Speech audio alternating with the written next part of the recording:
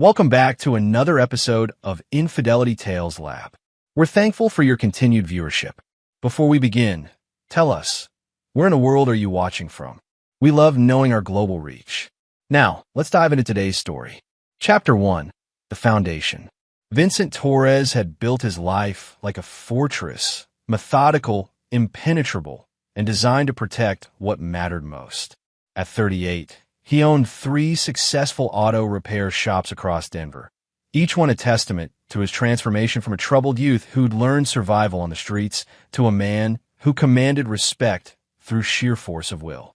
His hands, now calloused from honest work, had once known different kinds of violence. Growing up in foster care after his parents died in a house fire when he was 12, Vincent had learned early that the world showed no mercy to the weak. By 16, he was running with a crew that specialized in making problems disappear permanently. But a close call with a murder charge at 19 had straightened him out. He'd channeled his ruthless instincts into building something legitimate, though the old Vincent never truly died. He simply wore a business suit now. The night he met Rebecca Hoffman at a charity gala 5 years ago, he thought he'd found his missing piece. She was radiant in a way that seemed genuine, a pediatric nurse with kind eyes and a laugh that could light up a room. Her blonde hair caught the ballroom lights as she spoke passionately about helping children, and Vincent found himself captivated by her apparent innocence. What he didn't know was that Rebecca's sweetness was as carefully constructed as his own respectable facade. Behind her angelic smile lay a woman who'd grown up in a household where her mother, Patricia Hoffman, had taught her that men were resources to be exploited, not partners to be loved. Patricia, a former beauty queen turned bitter divorcee, had raised Rebecca with one clear message: secure the wealthiest man possible, then take everything when the time was right.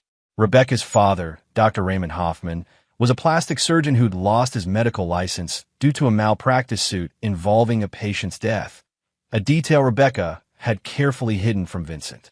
Raymond now worked as a consultant for medical malpractice lawyers, harboring deep resentment against successful men like Vincent who reminded him of what he'd lost.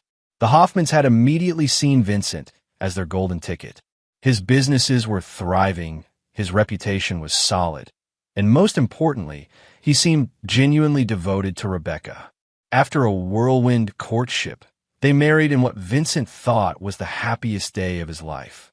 Their daughter, Emma, arrived 3 years later, a beautiful child with Rebecca's blonde curls and Vincent's determined chin.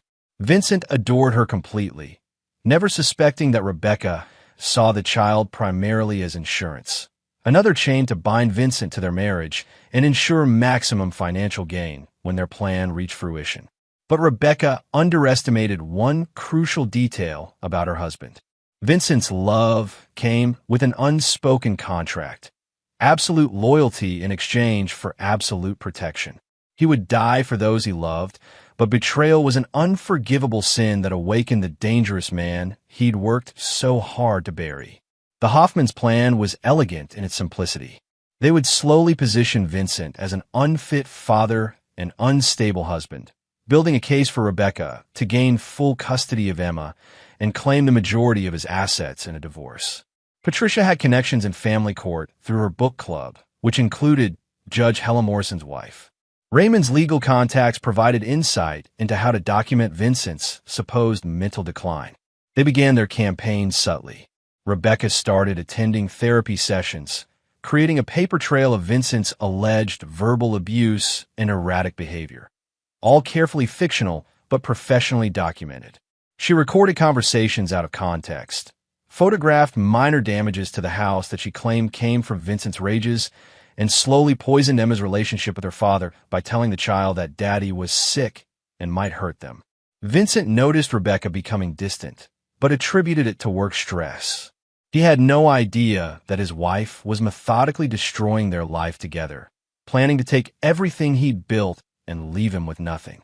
The perfect opportunity came when Vincent mentioned he was driving to Colorado Springs to look at a potential 4th shop location.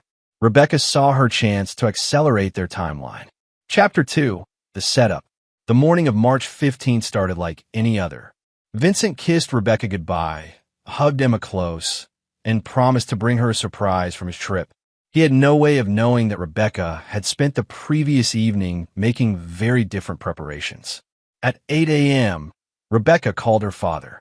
He just left for Colorado Springs. It's time. Raymond's medical knowledge proved crucial for their plan. He provided Rebecca with a small vial of ketamine, enough to incapacitate someone without killing them, but sufficient to cause a serious accident. Rebecca had been slipping tiny doses into Vincent's coffee for weeks, making him occasionally drowsy and forgetful, laying groundwork for their narrative of his mental instability. But today's dose would be different. Rebecca had calculated exactly how much would be needed to cause Vincent to lose control of his vehicle at a specific location, a winding stretch of highway known for accidents, where a crash would seem completely natural. She followed Vincent in her own car, staying far enough back to avoid detection. When she saw him pulling over at a rest stop, feeling the effects of the drug, she knew the moment had arrived. Using a burner phone, she called 911. "I think I just saw a man force another car off the road near mile marker 47, she reported, disguising her voice. "The car that got hit rolled down the embankment.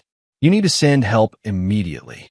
The call would establish her as a concerned witness while providing an alibi for being in the area. She'd already ditched the ketamine vial in a dumpster miles away. Vincent's truck rolled 3 times before slamming into a cluster of pine trees. The impact was devastating. Broken ribs, a punctured lung, severe head trauma. When the paramedics found him, he was unconscious and barely breathing. Rebecca arrived at the hospital within hours, playing the role of the devastated wife to perfection. She wept in the waiting room, accepted comfort from nurses, and made all the right sounds about hoping and praying for her husband's recovery. But privately, she was calculating. The doctor said Vincent might never wake up, and if he did, there could be permanent brain damage. Either scenario worked perfectly for their plan. A vegetative Vincent would be even easier to control than a dead one, and would ensure continued access to his business assets through power of attorney. Patricia and Raymond arrived that evening, both wearing masks of concern that fooled everyone except their daughter, who recognized the cold satisfaction in their eyes. They'd done it. Vincent Torres, the man who'd never shown weakness to anyone, lay helpless in an ICU bed while they prepared to dismantle everything he'd built. Dr. Sarah Martinez, Vincent's attending physician, was cautiously optimistic about his chances, but warned that brain injuries were unpredictable. "The next 48 hours are critical," she explained to Rebecca. "If he wakes up, we'll know more about potential cognitive damage." Rebecca nodded tearfully, playing her part even as she silently hoped Vincent would remain unconscious long enough for them to complete their legal maneuvering. Patricia had already contacted their family court friend about expediting custody proceedings based on Vincent's condition, while Raymond was researching how to gain medical power of attorney for an incapacitated spouse. They had no idea that Vincent's street-hardened survival instincts were already stirring beneath the medical monitors and 4 tubes. The man who'd learned to fight for his life in foster homes and back alleys wasn't going to go down easily, even if his enemies thought they held all the cards. The Hoffmans celebrated quietly that night over dinner at Patricia's house, toasting their success with expensive wine. Emma sat in the next room, confused and scared about her father, while the adults who were supposed to protect her family planned its destruction. "Phase 2 starts tomorrow," Patricia declared, raising her glass. "By the end of the month, everything he owns will be ours, and that bastard will either be dead or wish he was." They couldn't have known that their incapacitated target was already beginning to stir, his mind sharp and his memory intact, ready to discover just how deep their betrayal ran. Chapter 3: The Awakening. Vincent's consciousness returned like water seeping through cracks in concrete, slowly, then all at once.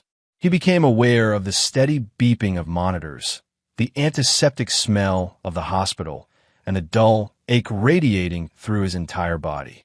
But he kept his breathing steady and his eyes closed, a survival instinct honed from years of dangerous situations where showing weakness meant death. Through the fog of medication, he heard familiar voices near his bed. Rebecca's voice, but stripped of the warmth he remembered. Everything is going according to plan, she said with satisfaction that chilled him to the bone. His mother-in-law's laugh followed, sharp and predatory. He's too clueless to notice. Vincent's blood turned to ice as the pieces fell into place. The recent distance from Rebecca, his increasing fatigue, the subtle changes in how she spoke to Emma about him. It hadn't been stress or imagination. It had been deliberate. He fought to control his breathing as fury built in his chest like molten steel. These people had tried to kill him. Not content with simply leaving, they'd attempted murder and were now standing over his hospital bed, celebrating their success. The old Vincent, the one who'd learned that mercy was a luxury the weak couldn't afford, stirred in the depths of his mind like a hibernating predator sensing prey. The lawyers say we can have the power of attorney paperwork ready by Friday, Patricia continued. Once that's in place, we can start liquidating his assets. The shops alone should bring in close to $2 million. And the custody hearing, Raymond's voice joined the conversation, equally cold and calculating. Judge Morrison's wife assured me it's a formality, Rebecca replied. With Vincent incapacitated and the documentation we've built up about his instability, I'll have full custody within a month. Emma will never have to see him again. Vincent's hands clenched almost imperceptibly beneath the hospital blanket. They weren't just stealing his money, they were stealing his daughter. The child he'd loved unconditionally, read bedtime stories to every night, taught to ride a bike in their driveway. They were planning to erase him from her life entirely. The sound of small footsteps interrupted his murderous thoughts. Mommy, Emma's voice, uncertain and scared. Is Daddy going to be okay? Shoot, sweetheart. Rebecca's tone changed instantly, becoming the nurturing mother Vincent had fallen in love with. Daddy is very sick. But remember what we talked about? Sometimes people get so sick that they can't come home anymore. I brought Officer Kelly like you asked, Emma said quietly. Vincent's eyes nearly snapped open. An officer? Why would Rebecca need police here unless? Mrs. Torres? A man's voice, official and professional. I'm Officer Daniel Kelly. You said you needed to discuss some concerns about your husband's behavior prior to the accident. The final piece of their plan crystallized in Vincent's mind. They weren't just going to take everything. They were going to destroy his reputation completely, frame him as an abuser, an unfit father, maybe even suggest he'd been responsible for his own accident. Thank you for coming, Officer Kelly, Rebecca said, her voice trembling with practiced vulnerability. I've been so worried about coming forward, but after what happened to Vincent, I realize I can't stay silent anymore. For Emma's safety, Vincent had heard enough. As they moved their conversation toward the hallway, supposedly to spare Emma from hearing difficult things, he began planning. Not the emotional, reactive planning of a hurt husband, but the cold, methodical planning of a man who'd once made dangerous people disappear without a trace. They thought he was unconscious, helpless, at their mercy. They had no idea that they'd just declared war on someone who had never lost a fight when everything was on the line. Over the next several hours, Vincent remained perfectly still, listening to every conversation, every phone call, every whispered plan. He learned about the drug coffee, the staged evidence of abuse, the bribery of court officials. He memorized names, timelines, and details. Dr. Martinez checked on him regularly, and during one late-night visit when she was alone, Vincent made his first careful move. Doctor, he whispered, barely audible. She jumped, then quickly moved closer. Mr. Torres? Can you hear me? Please, he breathed, his voice weak but urgent. Don't tell them I'm awake. My wife. She's not who you think she is. Dr. Martinez frowned, checking his monitors. Mr. Torres, you've suffered a serious head injury. It's common to have confusion, even paranoia. Listen to me, Vincent interrupted, his voice gaining strength. My wife drugged me. This wasn't an accident. If you tell her I'm conscious, she'll find a way to finish what she started. Something in his tone made the doctor pause. She'd seen enough domestic violence cases to recognize genuine fear, and despite her medical training telling her this could be brain injury-related paranoia, her instinct said otherwise. What do you need me to do? She asked quietly. Keep this between us for now. Let me gather strength and evidence. Can you do that? Dr. Martinez looked at Vincent's charts, then back at his alert, calculating eyes. This wasn't the confused rambling of a brain-injured patient. This was the clear thinking of a man who'd uncovered something terrible. "I can give you some time," she agreed. "But if your condition deteriorates, or if I think you're in danger, I'll have to act." "Understood. And doctor?" "Thank you." As she left, Vincent allowed himself the first genuine emotion since waking up, a cold smile that would have terrified anyone who knew what it meant. The Hoffmans thought they were playing chess with a fool. They were about to learn they'd sat down across from a grandmaster. Chapter 4. Gathering Intelligence. Dr. Martinez proved to be an invaluable ally. Over the next 3 days, she maintained a fiction that Vincent remained unconscious while secretly monitoring his recovery. His body was healing faster than expected. The same toughness that had helped him survive foster care was serving him well now. During visiting hours, Vincent listened as his family revealed more of their plan. Rebecca had indeed been drugging him for weeks, but not just with ketamine. Raymond had provided her with a cocktail of medications designed to cause memory issues, mood swings, and disorientation, all symptoms that would support their narrative of mental instability. "The beauty of it," Raymond explained to Patricia during one of their bedside vigils, "is that even if he survives, the brain injury combined with the drug history will make him seem unreliable. No court will believe anything he says." They were thorough, Vincent had to admit. They'd thought of everything except the possibility that their target might be awake and listening. Emma visited daily, usually with Rebecca, and those moments were the hardest for Vincent. His daughter would hold his hand and whisper stories about school, about how she missed him, about how she didn't understand why everyone seemed so sad. Rebecca would watch with what looked like maternal concern, but Vincent could now see the calculation behind her eyes. "Daddy, I had a bad dream," Emma whispered during one visit when Rebecca stepped out to talk with Patricia. "I dreamed that you went away and never came back, and Mommy said it was because you didn't love me anymore." Vincent's heart shattered. They were already poisoning his daughter against him, making her doubt his love even while he lay helpless in a hospital bed. The cruelty of it was breathtaking. That night, Dr. Martinez brought him news that changed everything. "I've been doing some research," she said quietly, checking to ensure they were alone. "Your wife has been asking very specific questions about your prognosis, particularly about cognitive function and long-term disability. She's also been in contact with a lawyer who specializes in medical power of attorney cases." "What kind of questions?" Vincent asked, though he suspected he already knew. Whether you'd be able to manage your own affairs if you woke up. Whether there might be permanent memory loss or personality changes. She seemed very interested in the possibility of legal guardianship. Vincent nodded grimly. "She's planning to have me declared incompetent." "What else?" "I also ran some blood tests on samples we took when you first arrived." "Vincent, you had enough ketamine in your system to incapacitate a horse. No one takes that much accidentally."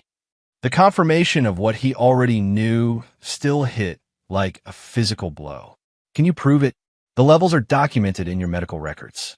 "But ketamine metabolizes quickly. If someone wanted to claim it was administered at the hospital for medical reasons, it would be hard to prove otherwise after this much time." Vincent was quiet for a long moment, thinking. Then he asked, "Doctor, I need a favor. Can you help me make some phone calls without anyone knowing?" Dr. Martinez hesitated. "What kind of calls?" "I need to contact some old friends. People who can help me investigate my wife's background and her family's." "Vincent, if you're thinking about doing something illegal." "Nothing illegal," he assured her, which was technically true. "The illegal parts would come later. I just need information. Knowledge is power, and right now, they have all the power because they think I'm helpless." After some consideration, Dr. Martinez agreed to help, understanding that Vincent needed allies if he was going to survive whatever his family had planned.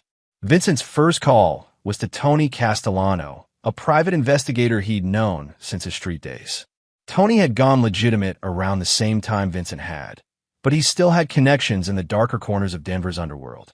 "Jesus, Vincent," Tony's voice crackled through the phone Dr. Martinez had smuggled in. "I heard about the accident. How you holding up?" "Better than my family thinks," Vincent replied carefully. "Tony, I need you to look into some people for me. Deep background checks, financial records, criminal history, everything you can dig up.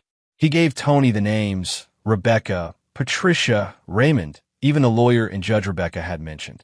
I also need surveillance on them. I want to know where they go, who they meet with, what they're planning. This sounds personal, man. What's going on? They tried to kill me, Tony, and now they're going after my daughter. The line was quiet for a moment. Tony had known Vincent long enough to understand what that meant. I'll have preliminary information by tomorrow. Full workup by the end of the week. And Tony? This needs to stay quiet. As far as anyone knows, I'm still unconscious.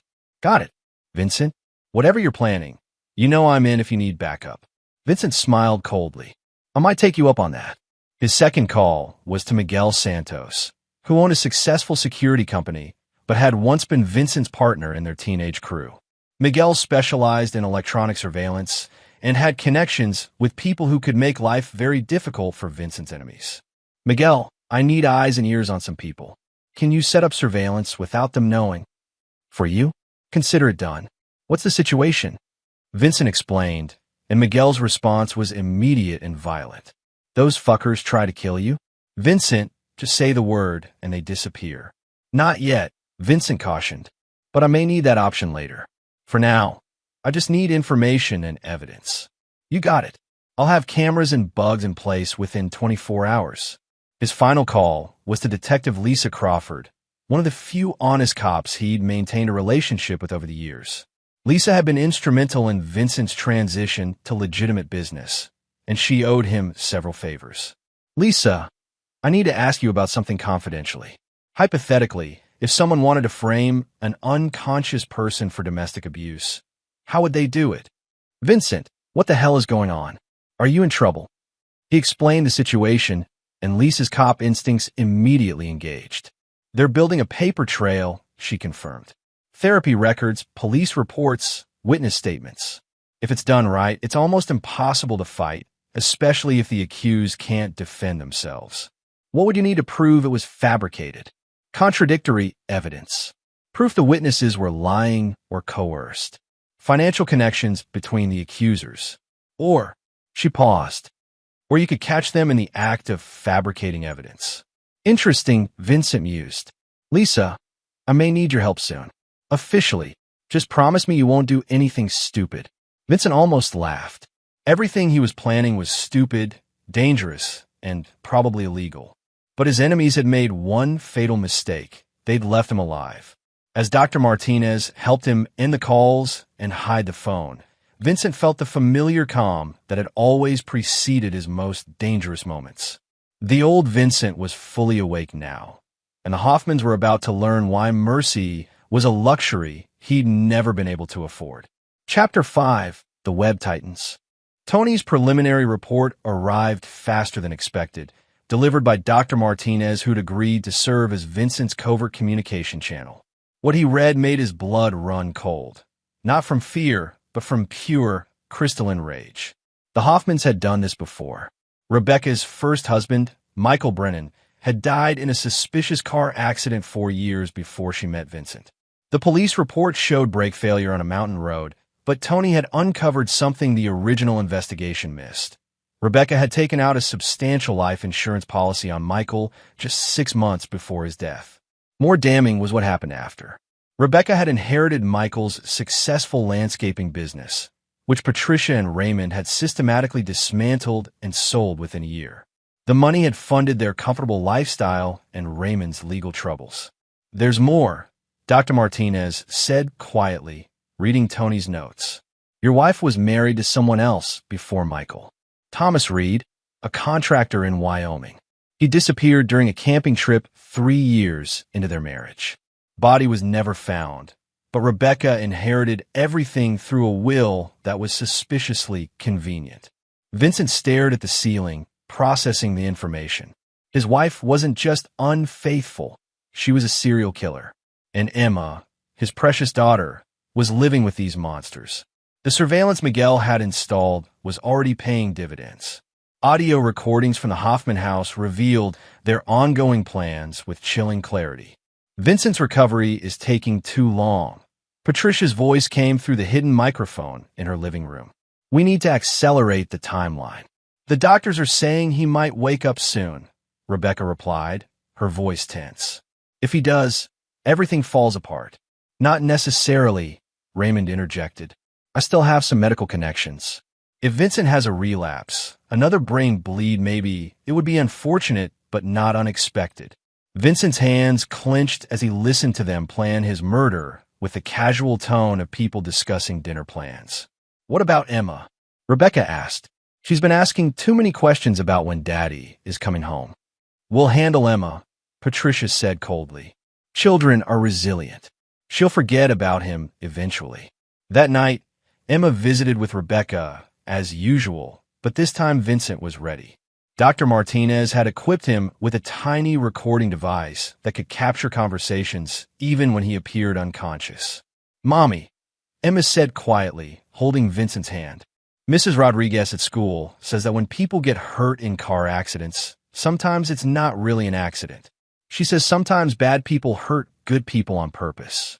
Vincent felt his daughter's small fingers tighten around his, and his heart broke at the fear in her voice. Oh, sweetheart, Rebecca replied, her tone carefully controlled. Mrs. Rodriguez shouldn't fill your head with scary stories. Daddy's accident was just that, an accident. Sometimes these things just happen. But I heard Grandma Pat and Grandpa Ray talking, Emma continued, her 6-year-old honesty cutting through Rebecca's lies. They said something about making Daddy go away forever. What did they mean? The silence that followed was electric. Vincent could feel Rebecca's tension through the air. Emma, you must have misunderstood, Rebecca said finally. Grandma and Grandpa love Daddy very much. They're just worried about him, like we all are. I want to talk to Daddy, Emma insisted. Even if he's sleeping, I want to tell him I love him. Of course, baby. Tell him whatever you want.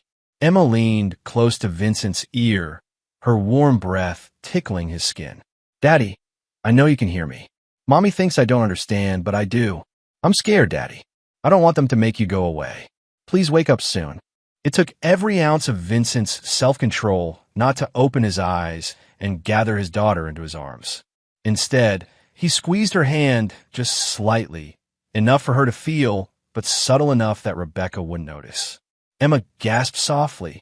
Mommy, I think Daddy squeezed my hand. That's just your imagination, sweetheart, Rebecca said quickly. Come on, visiting hours are almost over. As they left, Vincent heard Emma whisper, I felt it, Daddy. I know you're in there. The next morning brought devastating news from Detective Crawford. She'd done some discreet investigating into Officer Kelly, the cop Rebecca had brought to create a police report. Vincent, this guy is dirty, Lisa reported during a carefully arranged phone call. He's been taking money from divorce lawyers for years, creating bogus domestic violence reports for custody cases. I can't prove it officially without blowing your cover, but I've got enough to know he's compromised. What about the judge? Vincent asked. Judge Morrison is clean, but her wife runs a book club that's basically a high society gossip ring. Patricia Hoffman has been feeding them stories about your supposed abuse for months, poisoning the well before any official proceedings begin. Vincent absorbed this information, adding it to his growing understanding of how thoroughly the Hoffmans had planned his destruction. They'd left nothing to chance, corrupting every system that might protect him. But they'd made one crucial error.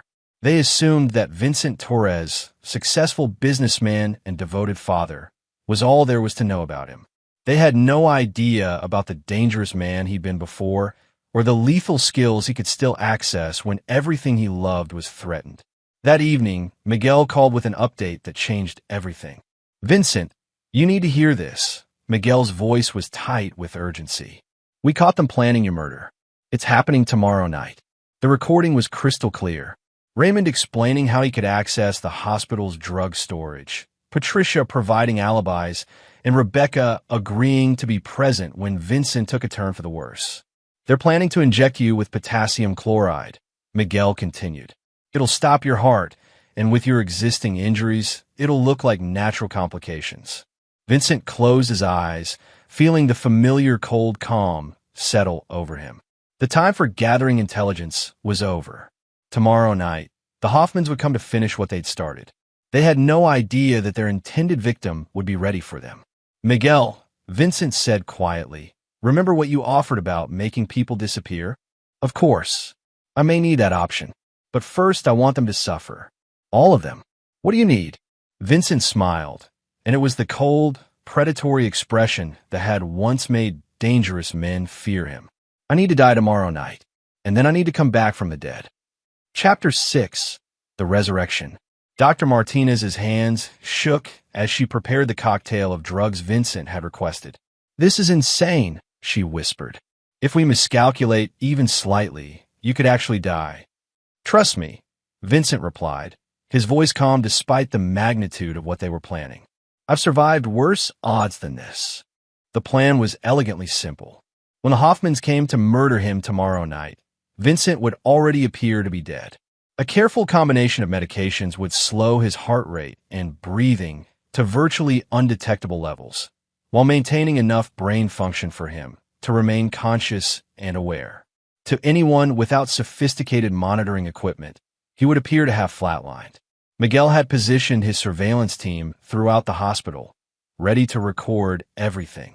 Tony had backup plans in place to protect Emma once the operation began. And Detective Crawford was standing by with warrants she couldn't officially execute until they had concrete evidence of attempted murder. "The timing has to be perfect," Dr. Martinez explained, checking Vincent's charts one final time. "I can keep you under for maybe 2 hours maximum. Any longer, and there could be permanent damage." 2 hours is all I need," Vincent assured her. "Once they think I'm dead, they'll reveal everything. Guilt makes people confess, and arrogance makes them brag." The drugs began taking effect as the sun set outside Vincent's window. His heart rate slowed, his breathing became shallow, and the monitors began showing the flatline pattern that would convince his family he'd finally succumbed to his injuries. At 9:47 p.m., the alarms began sounding. Rebecca arrived within minutes, having been coincidentally in the hospital cafeteria when Vincent took his turn for the worse. Her performance was Oscar-worthy. Tears, desperate pleas for the doctors to save him, the perfect image of a devastated wife. But Vincent, floating in a state of conscious near-death, heard the satisfaction beneath her sobs. Raymond arrived next, playing the grieving father-in-law, while secretly checking to ensure Vincent was truly gone. His medical training made him more thorough than the others, but even he was convinced by the carefully orchestrated scene. Patricia came last, bringing Emma despite the late hour. "I wanted to say goodbye," she explained to Dr. Martinez, who played her part perfectly, looking appropriately sympathetic while the hidden cameras recorded everything. "Daddy." Emma's voice was small and broken as she approached the bed. "Daddy, please don't be dead. I need you to come back." Through his medicated haze, Vincent felt his daughter's tears falling on his hand. The urge to comfort her was overwhelming, but he forced himself to remain still. This was for her, to protect her from the monsters who'd been masquerading as family. "He's gone, sweetheart," Rebecca said, her voice carefully modulated between grief and relief. "Daddy was very sick, and now he's at peace." "But I felt him squeeze my hand yesterday," Emma protested. "He was trying to tell me something." "That was just your imagination," Patricia said firmly. "Sometimes when we love someone very much, we imagine things that aren't real." As the family gathered around his corpse, Vincent listened to their true feelings emerge. "What happens now?" Rebecca asked quietly, thinking Emma couldn't hear. "Now we wait for the life insurance to pay out," Patricia replied. $2 million plus the businesses. You'll be set for life. And Emma will adjust. Children are resilient." But Emma wasn't adjusting. Vincent could hear her quiet sobs, could feel her small hand holding his with desperate hope. His daughter knew, with the intuition that children possess, that something was wrong with this picture. "Mommy," Emma whispered, "why don't you seem sad? When Grandpa Torres died, you cried for days. But now you just seem different." The silence that followed was telling. Rebecca struggled for an answer that would satisfy a 6-year-old's logic without revealing too much. "I'm sad inside, baby," she finally said. "Sometimes grown-ups show sadness differently." "But Grandma Pat is smiling," Emma observed with devastating honesty. And Grandpa Ray keeps looking at his watch like he wants to leave. Vincent almost smiled despite everything. His daughter was sharper than the Hoffmans had given her credit for. She was seeing through their performance, even when the hospital staff believed it completely. As the night wore on, the family's guard began to drop. They spoke more freely, believing Vincent was truly gone and Emma was too young to understand the significance of what she was hearing. "The lawyer will handle the estate proceedings," Raymond told Rebecca. "With the power of attorney paperwork we prepared, it should be straightforward." "What about the police investigation into the accident?" Rebecca asked. "Officer Kelly has already filed his report," Patricia assured her. Vincent was clearly unstable, probably suicidal. "The accident will be ruled as such, which actually works better for the insurance claim than if it appeared to be our fault." Vincent's blood would have boiled if he weren't already chemically suppressed. They'd thought of everything, planned for every contingency. Except one. At exactly 11:30 p.m., Dr. Martinez made her announcement. "I'm sorry, but I need to ask the family to step out while we prepare Mr. Torres for the morgue. It's hospital protocol." As they filed out, Emma pulled away from Rebecca's hand and ran back to Vincent's bedside. "I love you, Daddy," she whispered, pressing her face close to his ear. "And I know you love me too. I don't care what they say. You're not really gone. You're going to come back and save me, aren't you?" She kissed his forehead gently, and in that moment, Vincent knew that everything he was about to do would be worth it. His daughter believed in him, even when the rest of the world thought he was dead. As soon as the family was out of earshot, Dr. Martinez began administering the reversal drugs. Vincent's heart rate slowly climbed back to normal levels, his breathing deepened, and his consciousness fully returned. "How do you feel?" she asked anxiously. "Like I've been dead," Vincent replied hoarsely, "but very much alive. Do we get everything?" Miguel's voice came through the hidden communication device. "Every word, every expression, every tell. We got them cold, Vincent. Murder, conspiracy, insurance fraud, child endangerment. Enough to put them away for decades." "Good," Vincent said, sitting up slowly as feeling returned to his extremities. "But prison is too easy. They try to destroy my family, poison my daughter against me, and steal everything I've built. They wanted to erase Vincent Torres from existence." He looked at Dr. Martinez with eyes that now held no trace of the injured, helpless patient she'd been treating. "It's time to show them what Vincent Torres looks like when he stops playing dead. The old Vincent, the one who'd learned that sometimes the only justice available was the kind you made yourself, was fully awake now.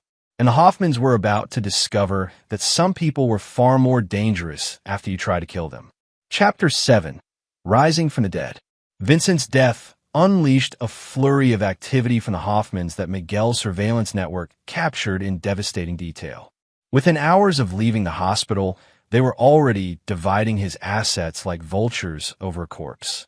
From his hidden position in Dr. Martinez's office, Vincent watched the feeds with Tony and Miguel. The three men had reunited for the first time in 20 years, brought together by the kind of betrayal that demanded the old rules. "Look at this shit," Tony muttered, watching Patricia and Raymond celebrate with expensive champagne in their living room. "They're not even pretending to mourn." On another screen, Rebecca was already meeting with the estate lawyer, presenting forged power of attorney documents and a will that had mysteriously appeared after Vincent's death, a will that left everything to her and specifically excluded his brothers from his former crew, the only people who might have contested it. But the most damning footage came from Emma's bedroom, where Rebecca thought she was having a private conversation with her daughter. "Mommy, when is Daddy's funeral?" Emma asked, clutching the teddy bear Vincent had given her for her last birthday. "Soon, sweetheart. But you need to understand something important. Daddy wasn't the man we thought he was. He was sick in his mind, and sometimes he did bad things." "That's not true," Emma protested. "Daddy never did bad things. He was nice to me." Rebecca's mask slipped for just a moment, revealing cold frustration. "Emma, you're too young to understand. Adults know things that children don't. Daddy was dangerous, and it's better that he's gone."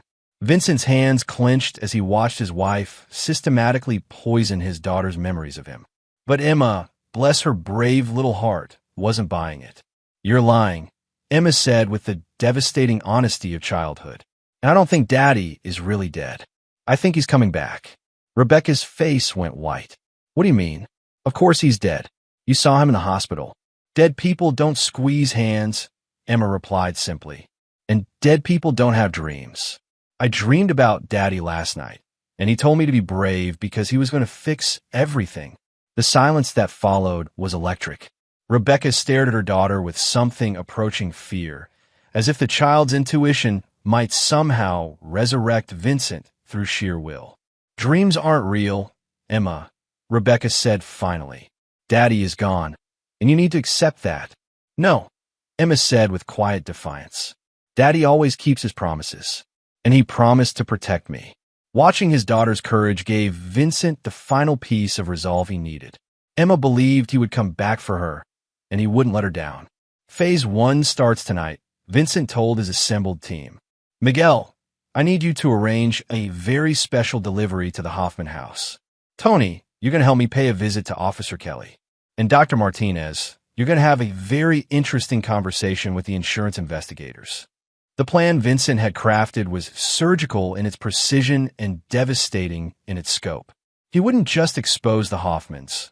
He would systematically destroy every aspect of their lives while making them understand exactly what they'd awakened. At 2 a.m., Officer Kelly was leaving a bar where he'd been celebrating his latest payoff when he found Vincent Torres waiting by his patrol car. The corrupt cop's face went white as he stared at a dead man. Impossible, Kelly stammered, his hand instinctively moving toward his weapon. I wouldn't, Vincent said calmly, and something in his tone froze Kelly's hand. You're going to listen very carefully to what I have to say. Vincent had learned long ago that the most effective intimidation came not from threats, but from absolute certainty of consequences. He spoke quietly, matter-of-factly, explaining exactly what would happen to Kelly's career, his pension, his family's safety, and his physical well-being if he didn't immediately correct every false report he'd filed about Vincent. But they said you were dead, Kelly whispered. Do I look dead to you? Vincent asked, stepping closer. I know about the Hoffman payoffs, Daniel. I know about every dirty report you've filed for the last 5 years. Tomorrow morning, you're going to call Detective Crawford and confess everything. Or I'm going to make sure your wife learns about your gambling debts and your girlfriend in Aurora. Kelly's face crumpled. The confident corruption evaporated, leaving just a scared man who'd made terrible choices. What do you want me to do? Exactly what I tell you. And if you even think about warning the Hoffmans. Vincent's smile was arctic. Let's just say, I know people who make problems disappear permanently. While Vincent was handling Kelly, Miguel was implementing his own part of the plan. This special delivery to the Hoffman house was a gift basket with an unusual addition, high-end surveillance equipment disguised as innocent household items. A picture frame with a hidden camera, a clock with audio recording capability, and a decorative plant pot that could monitor all electronic communications in the house. But more importantly, the gift basket came with a card from your loving son-in-law. I'll be seeing you soon. Vincent. Patricia found the basket on their doorstep the next morning and immediately called Rebecca in panic. This isn't possible. Rebecca's voice shook through the recorded phone call. He's dead. We saw him die. Then explain the card. Patricia shrieked. Explain how a dead man sent us a gift basket. It has to be some kind of mistake. Maybe the delivery company mixed up the orders. But doubt was creeping into their voices, and doubt was the first step toward the complete psychological destruction Vincent had planned. Dr. Martinez, meanwhile, was having her conversation with the insurance investigators, a conversation that revealed the ketamine found in Vincent's system, the suspicious timing of the accident, and the unusual behavior of his family after his supposed death. I'm not saying it was murder, she told the investigators with carefully practiced reluctance. But as a medical professional, I've never seen a family react to a death quite like this. Usually, there's more grief and less financial planning. By noon, the Hoffman's perfect plan was beginning to unravel. The insurance company had frozen the life insurance payout pending investigation. Officer Kelly had confessed to Detective Crawford, who was now armed with search warrants. And somewhere in Denver, a man they thought they'd killed was methodically destroying everything they'd built. But Vincent was just getting started. He'd spent years learning that the most devastating attacks came not from without, but from within. The Hoffmans had counted on his death to cover their crimes.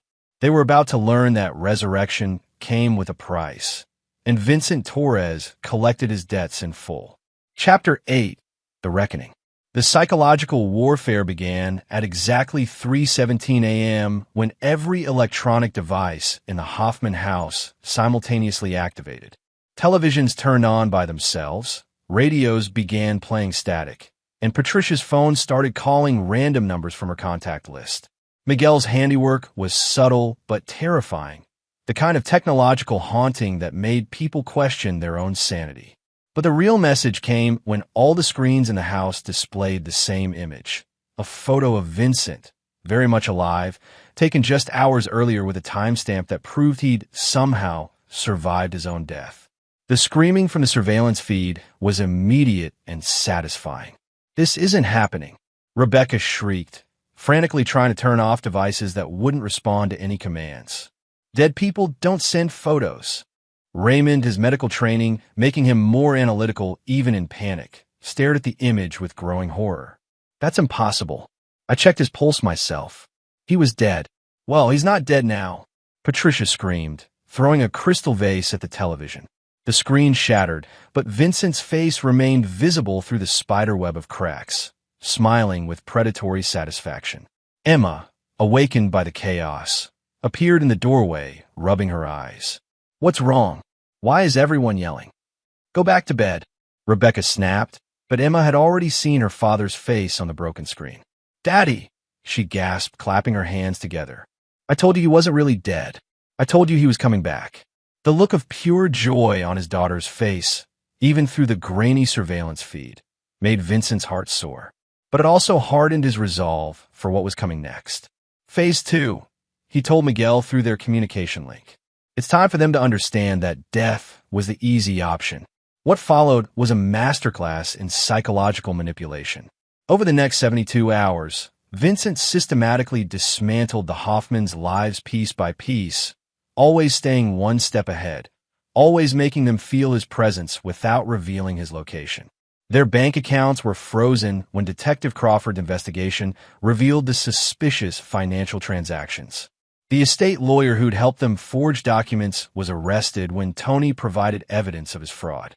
Judge Morrison's wife discovered, through an anonymous tip, that her book club had been used to spread malicious lies, and her outrage led to Patricia being ostracized from Denver social circles. But the cruelest blow came when Rebecca discovered that her previous husband's deaths were being reinvestigated. Vincent had provided authorities with everything Tony had uncovered about Michael Brennan and Thomas Reed. The perfect murders were no longer perfect, and Rebecca's carefully constructed life as a grieving widow was exposed as a pattern of calculated murder. How was he doing this? Rebecca whispered to her parents during one of their increasingly desperate conversations. "How does he know about Michael and Thomas?" "It doesn't matter how," Raymond replied grimly. "What matters is stopping him before he destroys us completely." "How do you stop a dead man?" Patricia asked, her voice cracking with strain. They had no idea that Vincent was listening to every word, watching every move, anticipating every desperate plan they concocted. The surveillance network Miguel had installed was so comprehensive that Vincent knew what they were thinking almost before they did. The turning point came when Rebecca, driven by desperation and fear, made the worst possible decision. "We have to use Emma," she told her parents during what she thought was a private conversation. "If Vincent is really alive, his weakness is still his daughter. We grab Emma, leave the state, and force him to come to us on our terms." Vincent's blood turned to ice as he listened to them plan to kidnap his daughter. The psychological warfare was over. Now it was time for the kind of justice that didn't require courts or laws. "Tony," Miguel, he said quietly into his communication device. "It's time." That night, as the Hoffmans prepared to flee with Emma, they found their escape routes systematically blocked. Their cars wouldn't start. Miguel had disabled them remotely. The airport had their names flagged for questioning Detective Crawford's influence. The bus station was being watched, Tony's surveillance team. They were trapped in their own house with a 6-year-old girl and the growing certainty that Vincent Torres was coming for them. The front door opened at exactly midnight. Vincent walked into the Hoffman house like an avenging angel, no longer bothering to hide his resurrection. He'd traded his hospital gown for black clothing that made him look like a shadow, given human form. Behind him came Tony and Miguel, their faces grim with purpose. "Hello, family," Vincent said pleasantly, as if he'd just returned from a business trip instead of rising from the dead. "I believe we have some things to discuss." Patricia fainted immediately. Raymond backed against the wall, his medical mind trying to process how a man he'd personally pronounced dead was standing in his living room. Rebecca clutched Emma protectively, though it was unclear whether she was protecting the child or using her as a shield. "Daddy!" Emma broke free and ran to Vincent, who swept her up in his arms with infinite gentleness. "Hello, sweetheart," he said softly, his voice warm and loving despite the Arctic rage in his eyes when he looked at the others. "Did you miss me? I knew you weren't really dead," Emma whispered, hugging him tightly. "I knew you'd come back for me." "I promised I'd always protect you," Vincent replied, kissing her forehead. "And I always keep my promises." He looked at Rebecca over Emma's head, and she physically recoiled from the cold fury in his expression. "Now then," Vincent said conversationally, "shall we discuss attempted murder, insurance fraud, child endangerment, and kidnapping? Or would you prefer to start with the serial killing?" The reckoning had begun, and for the Hoffmans, death would have been a mercy. Chapter 9. Final Justice. Vincent set Emma down gently and gestured for Tony to take her to the kitchen. "Uncle Tony's going to make you some hot chocolate while Daddy talks to Mommy and Grandma and Grandpa. Okay?" Emma nodded, understanding with a child's intuition that adult business was about to happen. As Tony led her away, Vincent's demeanor shifted from loving father to something far more dangerous. "Sit down," he commanded, and the three Hoffmans collapsed into chairs like marionettes with cut strings. "Vincent," Rebecca began, her voice shaking, "I can explain." "You can be quiet," Vincent interrupted, his tone mild but carrying absolute authority. "You've done enough talking. 3 husbands worth by my count." He walked slowly around the living room, his presence dominating the space. "Let me tell you what's going to happen. Detective Crawford is outside with arrest warrants for all 3 of you. Insurance fraud, conspiracy to commit murder, and child endangerment to start. But that's just the legal system." Vincent stopped in front of Raymond, studying the broken man who'd helped plan his murder. "You're going to lose your medical consulting license, Raymond. I've already provided evidence of your illegal drug distribution to the state board. Your malpractice insurance is dropping you tomorrow, and every law firm in Colorado will know you're toxic." Raymond's face crumpled as his last professional connections evaporated. "Patricia," Vincent continued, turning to his mother-in-law, "your social circle already knows about your lies and manipulation. But that's just the beginning. The IRS received an interesting tip about unreported income from the liquidation of my first predecessor's business. You'll spend whatever time you don't serve in prison fighting tax evasion charges." Patricia tried to speak, but Vincent's raised hand silenced her. "Rebecca," he said finally, his voice dropping to a whisper that was somehow more terrifying than any shout. "You're in prison for a very long time. The authorities are reopening Michael's and Thomas's cases with the evidence I provided. 3 dead husbands in suspicious circumstances tends to establish a pattern." "But Emma," Rebecca started desperately. "Emma will never see you again," Vincent cut her off. "I have full custody documentation prepared by lawyers who actually passed the bar exam. She'll grow up knowing that her mother was a killer who tried to destroy our family." The defeat in their eyes was complete, but Vincent wasn't finished. "However," he continued, "prison is a civilized punishment, and what you did to my family was not civilized." Miguel appeared in the doorway, holding a tablet that showed financial records. "It's done," he reported. "Every account, every asset, every investment, all seized by federal authorities as proceeds from criminal activity." Vincent smiled coldly. "You wanted my money? You'll never see a penny. Every dollar you thought you'd stolen is going to a trust fund for Emma's education and therapy." She'll need help recovering from what you've done to her. You can't do this, Raymond whispered. You're not the law. No, Vincent agreed. I'm something much worse. I'm a father protecting his child from monsters who wore the faces of family. The sound of sirens grew closer as Detective Crawford's team surrounded the house. Vincent, Rebecca pleaded one last time. Emma needs her mother. You can't take her away from me. Vincent studied his wife's face. The face he'd once loved, now revealed as a mask hiding a predator. Emma needed a mother. Instead, she got you. But don't worry, she'll have someone who actually loves her. He pulled out his phone and dialed a number. Maria? It's Vincent. Yes, I'm alive. Long story. I need you to come to Denver immediately. Emma needs you. Maria Castellano, Tony's sister and a pediatric nurse who'd become close to Emma over the years, had already agreed to help raise the child. Unlike Rebecca, Maria understood that love meant protection, not exploitation. As the police flooded into the house, Vincent knelt down to Emma's eye level in the kitchen. Sweetheart, Mommy has to go away for a while. She did some very bad things, and she needs to learn to be better. Emma nodded solemnly. Are you going to be okay, Daddy? You seem different. Vincent's heart clenched. His daughter was so perceptive, picking up on the changes in him that others missed.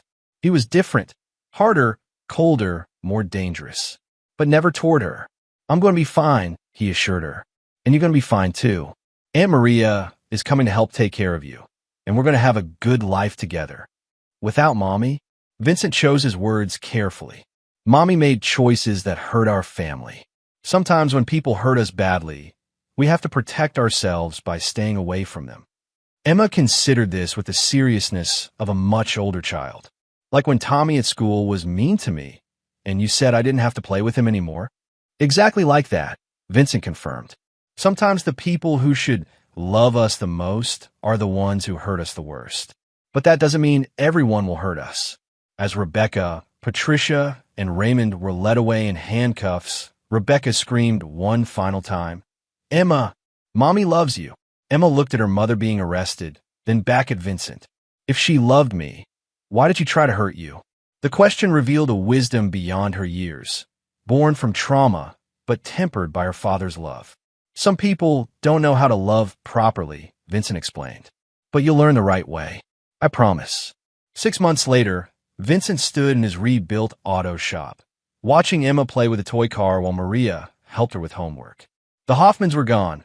Rebecca convicted of 3 counts of murder and sentenced to life without parole, Patricia and Raymond serving federal time for conspiracy and fraud. Officer Kelly had testified against them all in exchange for a reduced sentence, though he'd never work in law enforcement again. The corrupt networks they'd used to attack Vincent had been systematically exposed and dismantled. Tony entered the shop, carrying coffee and wearing the satisfaction of a job well done. The last of the appeals was denied, he reported. Rebecca's lawyer tried to claim ineffective counsel, but the judge wasn't buying it. Good, Vincent replied simply. He felt no joy in their destruction, only the cold satisfaction of justice served. Any regrets? Tony asked, studying his old friend's face. Vincent looked at Emma, who was showing Maria a drawing she'd made of their new family. Vincent, herself, Maria, and conspicuously absent figures who'd once been labeled Mommy, Grandma Pat, and Grandpa Ray. No, Vincent said finally.